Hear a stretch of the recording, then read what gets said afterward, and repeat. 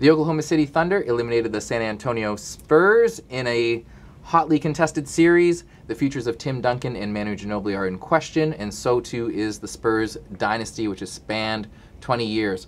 Paul, let me ask you, over the past 2 decades, things have changed. Now free agency is a big deal. Yeah. TV deals are skewing the way teams are built. A lot of teams have more money.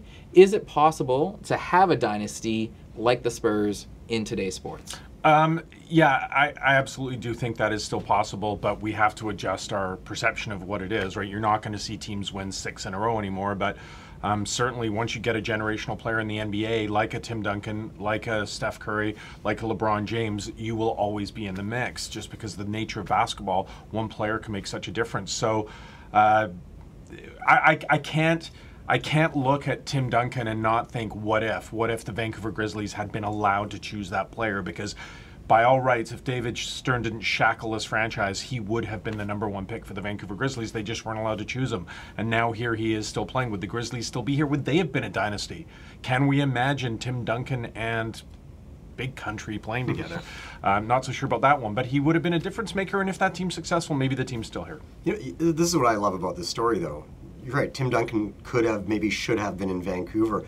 Maybe. Vancouver and San Antonio, Darm, similar situations. 2 small markets for the NBA, right? The NBA did not allow this small market to work, right? They didn't allow this one to grow. They've allowed San Antonio to grow. I like the fact, there are 2 things I really like about the Spurs.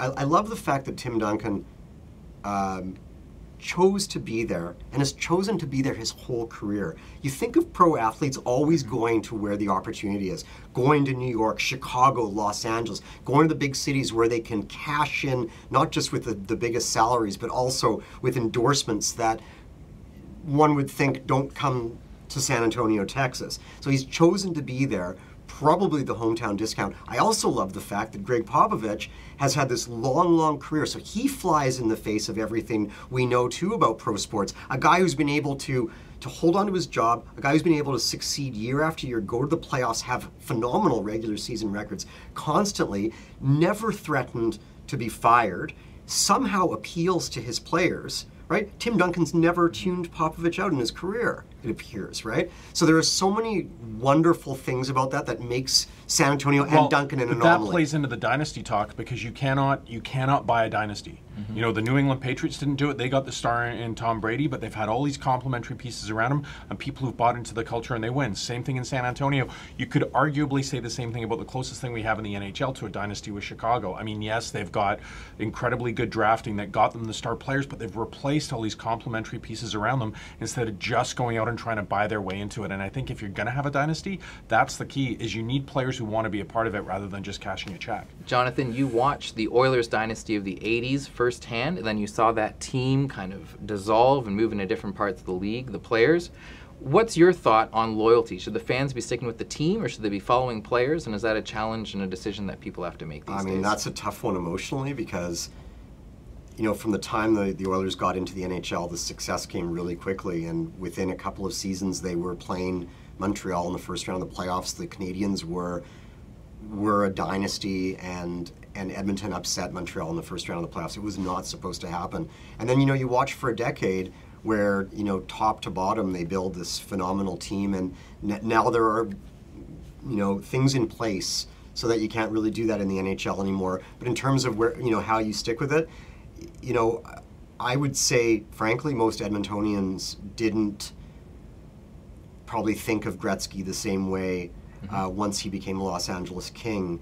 At the same time, you know, when you've had 25 years of largely futility like Edmonton has had, Paul doesn't like this, but man, it's easy to forget the Stanley Cups when you've had a quarter century of futility. I still say I was at an Oilers-Canucks game a couple of years ago, and when the Canucks were still decent, and the Canucks fans are sticking it to the guys dressed in their Oilers gear, and you know, the Oilers fans just go, win a cup. Win a cup. You still have those 5 cups to cling to, and it is one of the greatest dynasties in NHL history. No one's going to feel sorry for those fans. I don't care how young they are. That's part of it. You have that as a piece of history. Vancouver would kill for just one cup. So it's an interesting conversation. Darn, back to your point though, although I will say, sorry, before I move on, they do have a dynasty of suck, right? Like if you're one of the worst teams, it's a lot of number one picks. No, but it's almost as impressive to be that bad for that long as it is to be the top for that long. But to your point about the players or the team, I see this as a cultural thing, and I see it with a lot of younger people. You kids today, that's Fred Willis out there, get off my lawn. Because of the advent of fantasy sports, people are attaching themselves to players more than they are teams in many respects. So, yeah, there are a lot of Seahawks fans here, but people will like players because they're on their fantasy team, and they sort of attach this, well, that's what I care about every Sunday or every week, who I'm picking, as much as what team you're cheering for. Okay, to join in on the sports conversation, you can follow Paul Chapman on Twitter, Paul Chapman _, and Jonathan McDonald, also on Twitter, JohnnyMac68.